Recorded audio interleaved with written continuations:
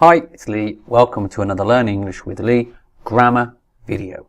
But this video is going to be a little bit different. We're not looking at a specific grammar construction like a tense or present perfect or conditionals or something like this. No, we're going to look at different types of sentence in English. And specifically, this will really help you if you want to achieve a good score on an English exam.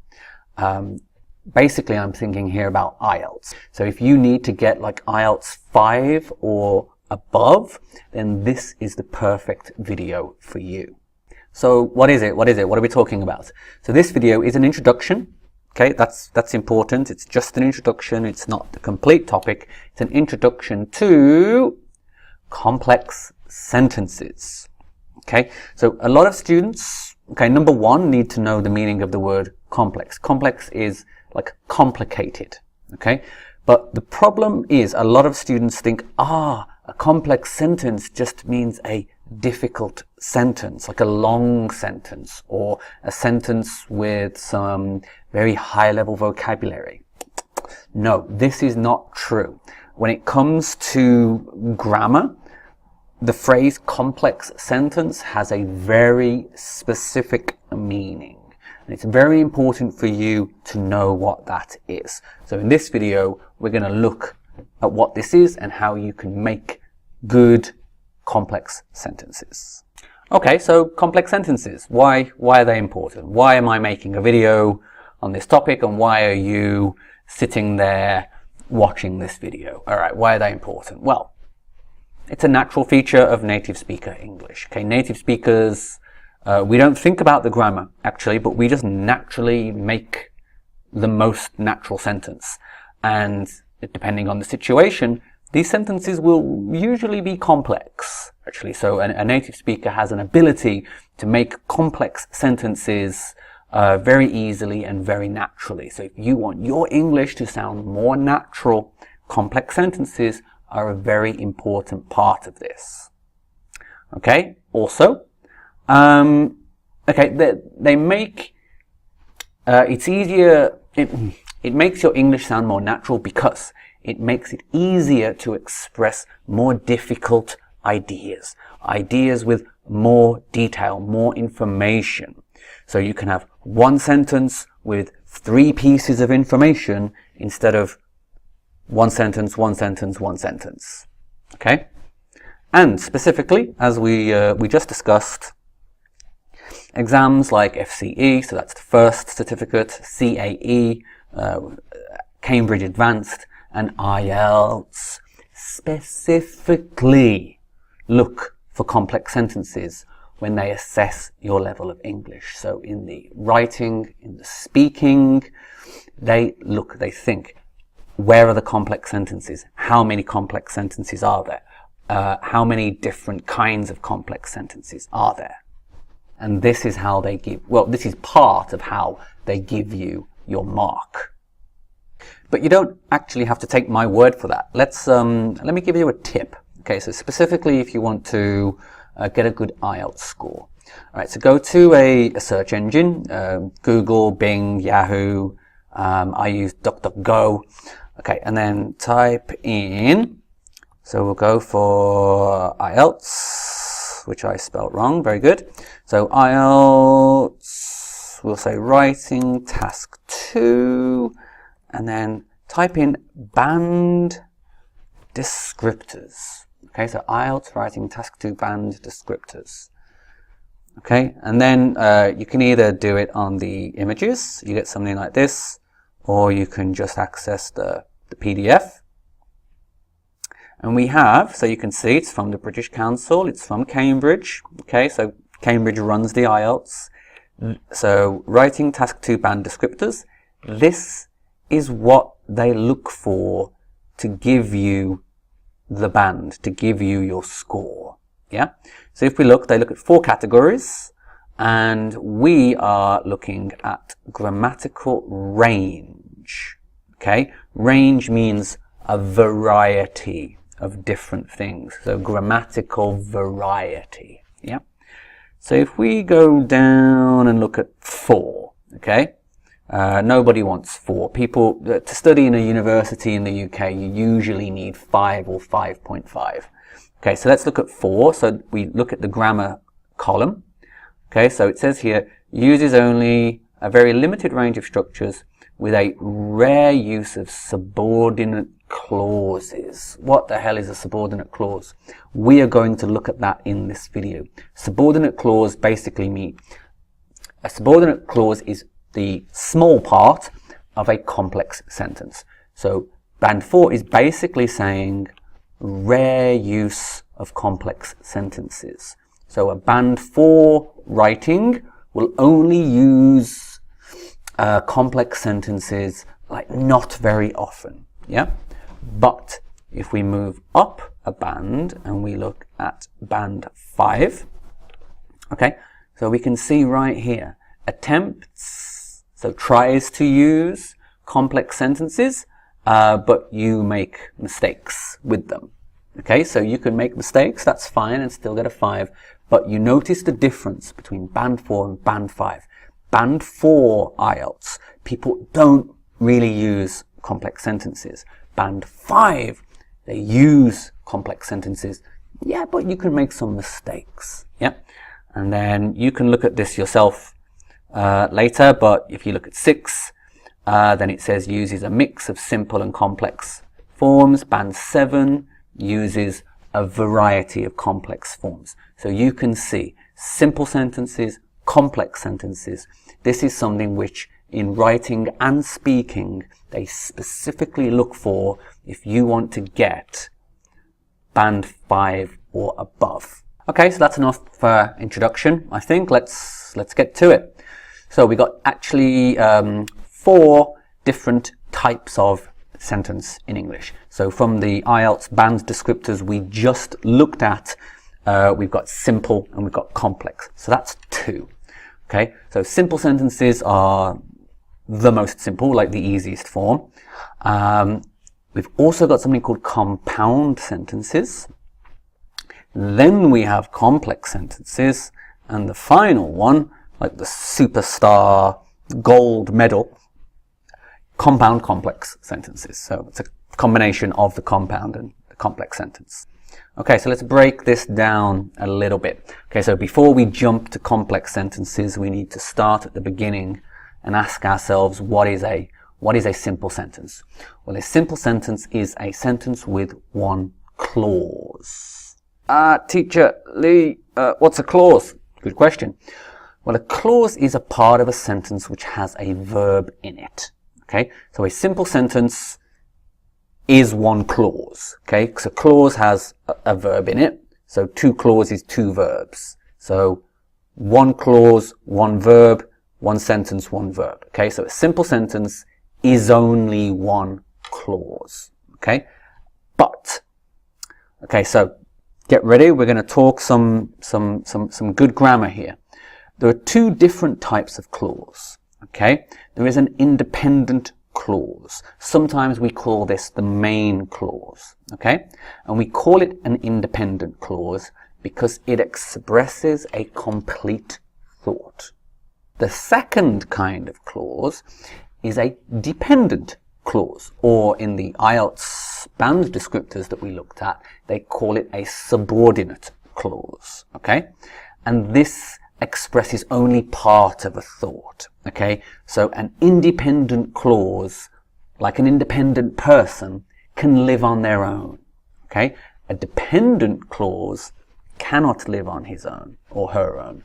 They need the independent clause to live with. Okay, I'm using this language, but like I say, independent clause is a main clause and a dependent clause is a subordinate clause. So a simple sentence is a sentence with 1 clause, but more specifically, more information, we can say it's a sentence with 1 independent clause, 1 main clause. For example, I like you. Okay, so we got I, so that's the subject, like, that's the verb, you, that's the object. Subject, verb, object. It expresses a complete idea. So it's an independent clause. It's one independent clause, one verb. It's a simple sentence. But the problem here is a lot of students think that because the word simple means easy, they think, a simple sentence just means an easy sentence. Okay? Our example, I like you, yeah, this is an easy sentence. But, as I said before, in this context, when we're talking about English grammar, like when teachers talk about English grammar, the phrase simple sentence has a specific meaning. It means a sentence with one independent clause. It doesn't mean an easy sentence. Okay? For example, let's look at this sentence. So the government of the United Kingdom released the classified, so secret documents. Okay? It's not an easy sentence. Okay? Lots of long words. We've got like a noun phrase here. So the government of the United Kingdom, classified. That's quite a high level vocabulary. Most students would just say secret. So it's not an easy sentence, but it is still a simple sentence. If you don't believe me, let's look at the structure. Okay? So the noun phrase at the beginning, so the government of the United Kingdom, subject. Released, verb, past tense. The classified documents, object. So it's still subject, verb, object. It's exact, so it's longer and it's more difficult, but it is exactly the same structure as I like you. So they are both simple sentences. Okay, so let's look at number 2. So the compound sentence. This is a sentence with 2 clauses. But what kind of clauses? Good question. Same as before. So it's a sentence with 2 independent clauses. So it's like 2 simple sentences pushed together. So for example, I like you. So simple sentence, but. Okay, so we know something negative is coming here. You don't like me. What a shame. It sounds like a movie or a romantic drama on TV, doesn't it? So I like you, but you don't like me. So we've got subject, verb, object. So that's the simple sentence from before. Subject, verb, negative, object. Okay. Also, if we only have part 2, you don't like me, this is also an independent clause. Yeah, it expresses a complete thought. So we've got 2 complete thoughts with verbs, so 2 verbs, 2 clauses, connected by the word but. So now it's one sentence. So it's 2 independent clauses, 2 complete thoughts, connected in the middle into one sentence. And I'll give you a bonus point if you can tell me what is the word category of but. Is it a verb? Is it a noun, adjective, preposition? Like what is the verb category name for but? Okay, I'll give you 1 bonus point if you said it was a conjunction. Okay, conjunction means kind of like connect, so it's like a connecting word. But I'll give you 5 bonus points if you said that it was a coordinating conjunction. Ugh. To be honest, don't worry about this too much. But I think it's just a little bit of extra information for you to help you understand grammar a little bit differently. Okay, so let's look at coordinating conjunctions just very, very, very quickly before we move on. Okay, so a good way to remember the most common coordinating conjunctions is the acronym FANBOYS. Okay, so that's FANBOYS. Okay, so just very quickly. So F stands for for. Okay, so here it gives a reason. Okay, so this use of for is a little bit different to the usual use of for.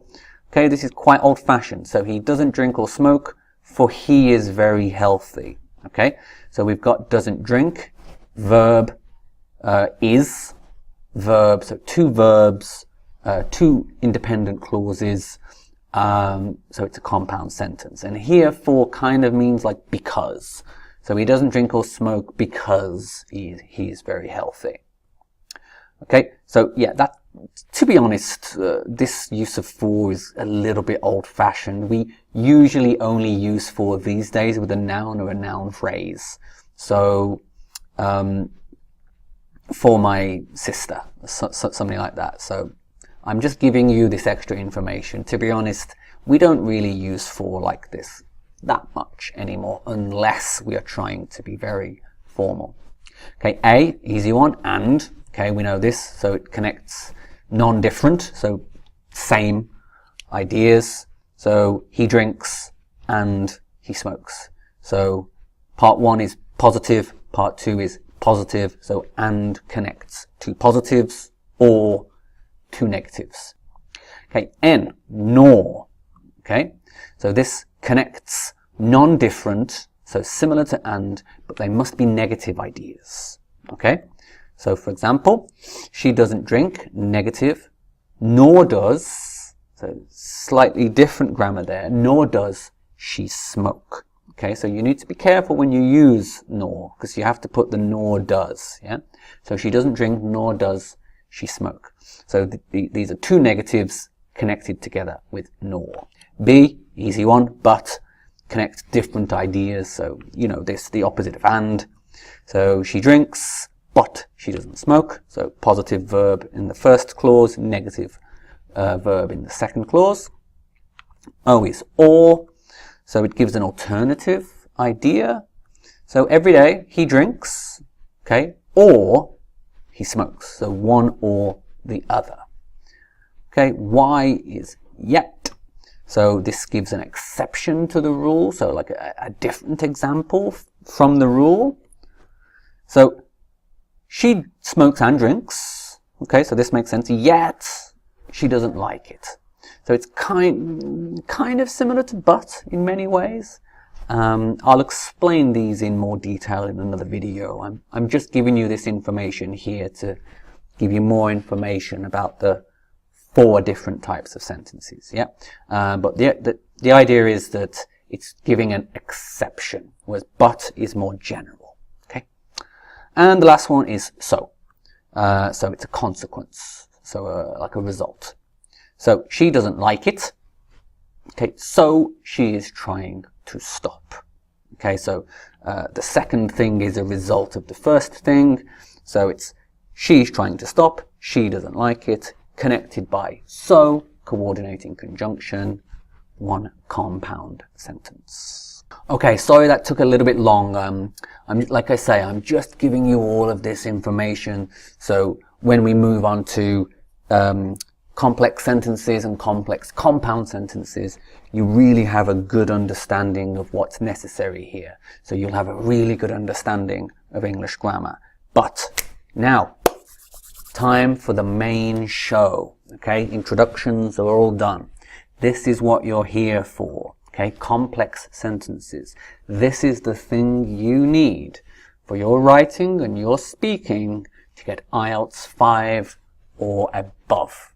Okay, so a complex sentence is a sentence with one independent clause and a dependent clause. All right, so let's just refresh our memories. Okay, what was an independent clause again?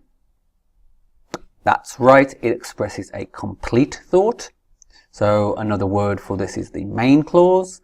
And what was the dependent clause again?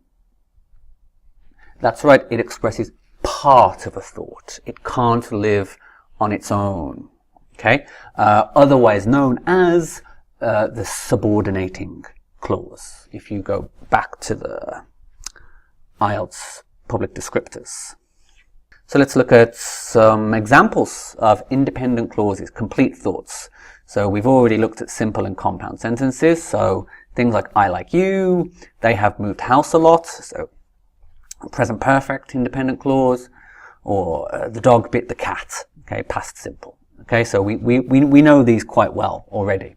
But what about dependent clauses? Let's try to understand this now. So it expresses part of a thought. What does this mean? So remember we said it means that the clause can't live on its own. So if you help me. Yeah? What? Which lives next door to me? Huh? Who? What's next door to you? You can see how these clauses, so they have a verb, so they're a clause, but they don't make sense on their own. They need an independent clause or a main clause for you to understand what they're talking about. So the dependent clause is usually giving some extra information to the main clause. Okay, so let's look at an example. All right, when I was a teenager, I used to play electric guitar. Okay, this is true, rock and roll. I used to play electric guitar because I used to want to be a rock star. And I still do, secretly. All right, so we've got two parts to this sentence. Yep, so the first part, when I was a teenager. And the second part, I used to play electric guitar. All right, so the first part, okay, when I was a teenager. Do you think this is the independent clause or the dependent clause? The correct answer is it's the dependent clause, okay, which means that I used to play electric guitar is the independent clause. Okay, how can we test this? Well, let's take away the independent clause. Hey, when I was a teenager, makes no sense. Okay, you're waiting for the meat. You know, you're waiting for like the main show. Okay. When I was a teenager, I used to play electric guitar. You're like, oh, really? That's cool. What bands did you like? Okay. If we reverse it and we only have, I used to play electric guitar. Okay. You don't know when, but this sentence can live by itself. It makes sense by itself. There's not a lot of information, but it's a complete thought. And then you could say, oh, really? When did you play? Then you can say, when I was a teenager. All right, so now this is the main thing, okay? So this is a lot of grammar, a lot of information. Maybe you think some of this, Lee, this isn't very useful. How is this going to help me get IELTS 5.5? Well, if you only remember one thing from this video, it's going to be this section now, okay? So really pay attention to this part of the video. So when you're doing your IELTS speaking or your IELTS writing, try to use one example from each of these categories, yeah? So relative clauses, conditional sentences, although or even though sentences, and a time adverb clause. If you can use one example of each of these complex sentences, then it means that you have a variety, a range of complex sentences. And if you remember, that's what you need to get IELTS 6. Okay, so if you want to get IELTS 6 or above, one example from each of these, even if you make some small mistakes, it's still no problem, then you should get for the grammar section 6 or above. Okay, so just very quickly, let's look at a relative clause example. I've already done quite a few relative clause videos on this channel. So I really recommend, if you have time, you're still not completely sure about relative clauses, because we've got defining, non-defining, relative pronouns, these types of things. So if you're a little bit unsure about relative clauses, you think you need some more practice, please check my 2 grammar presentation videos on this topic. And I've also got a grammar exercise video for relative clauses so you can test yourself. Okay, so the link will be in the description. So let's have a look at this example. Okay, movies which make a lot of money at the box office are actually not that good. So let's break it down a little bit. All right, so if we look, okay, so movies which make a lot of money at the box office, that's our subject. Okay, that's quite large, but we can shorten that. We can make things more simple. And just look at movies, all right? So this is our main subject, really. So movies generally, and specifically movies which make a lot of money at the box office. All right, but now if you look, we've got make and the verb to be, are, movies are. We've got 2 verbs. Which verb do you think is the main verb, the SVO, so the main V? The correct answer is are. Movies are actually not that good. And this is an SVO. This is a sentence. This makes sense. It doesn't tell us a lot of information, but you can see that it's an independent clause. It lives by itself. So if somebody said this, you would ask them more questions, definitely, but it's a grammatically complete sentence. So that leaves us with this section, which make a lot of money at the box office. Does that make sense? If I just say, which make a lot of money at the box office?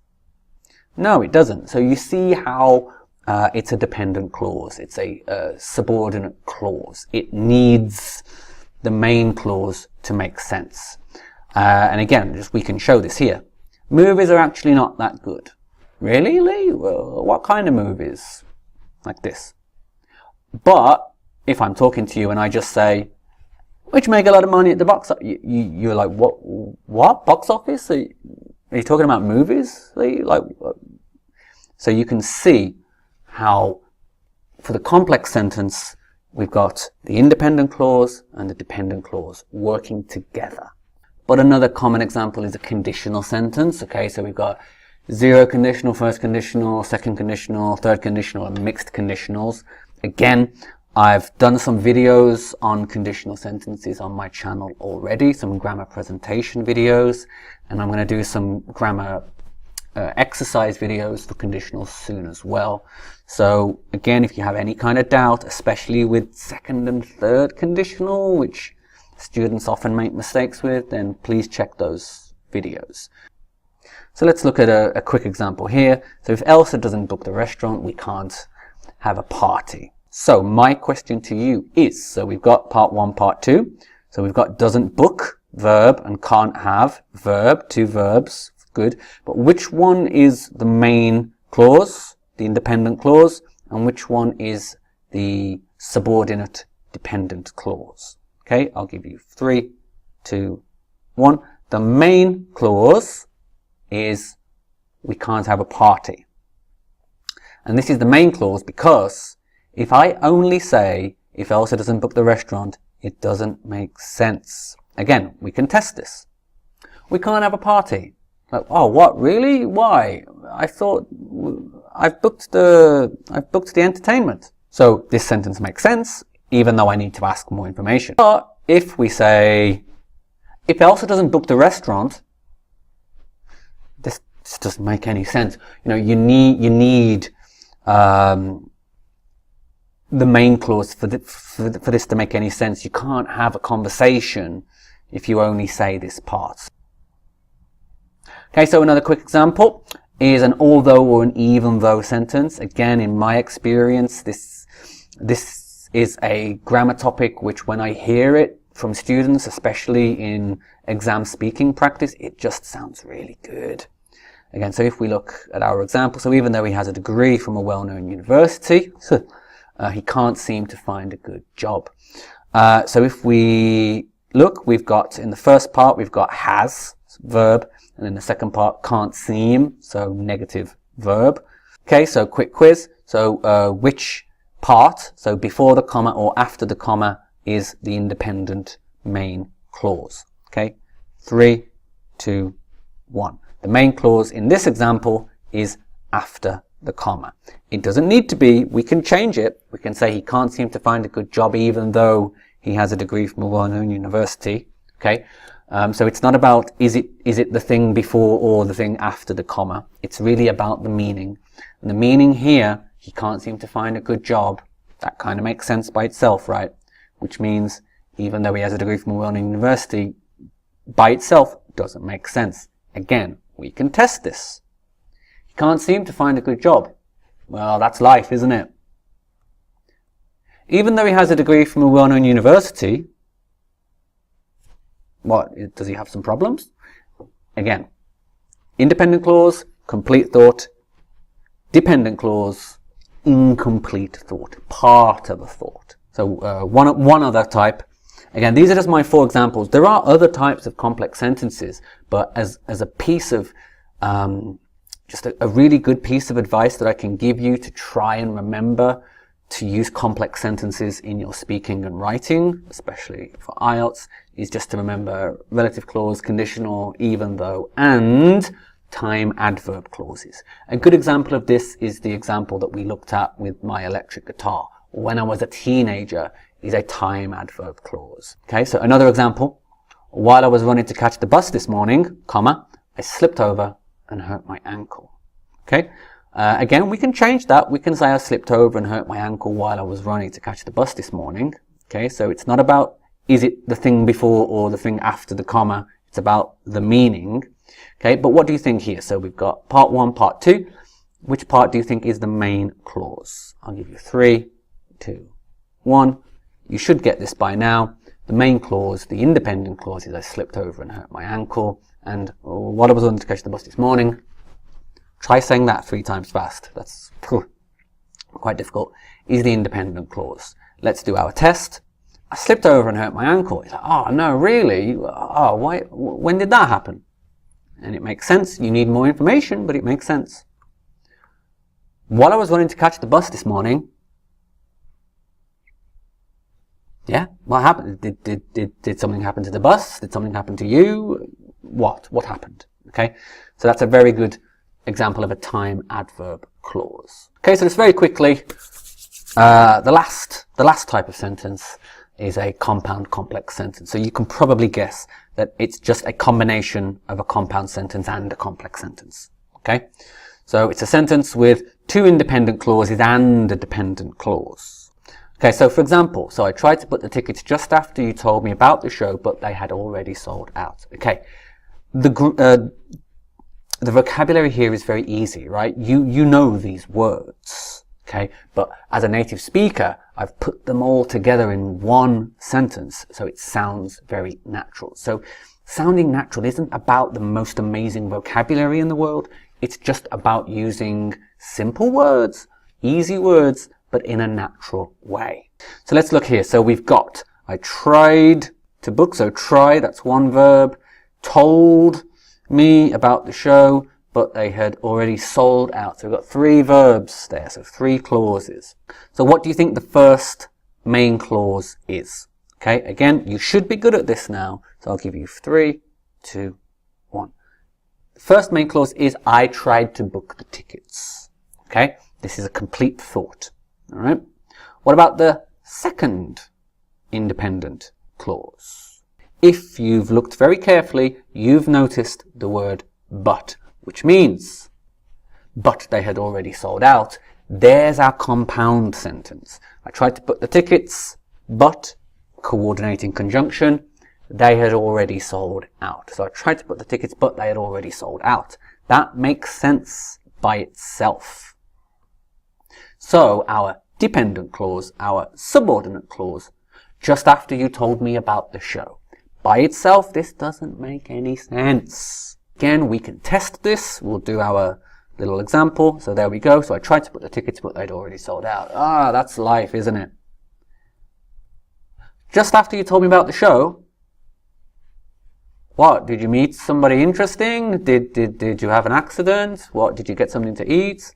Makes no sense, right? So you can see here, if you can make sentences like this very naturally, then you'd probably score very highly on IELTS, because as I said, even though the language is quite simple, it's a compound complex sentence, which just sounds so good. It just sounds so natural to the person who's listening.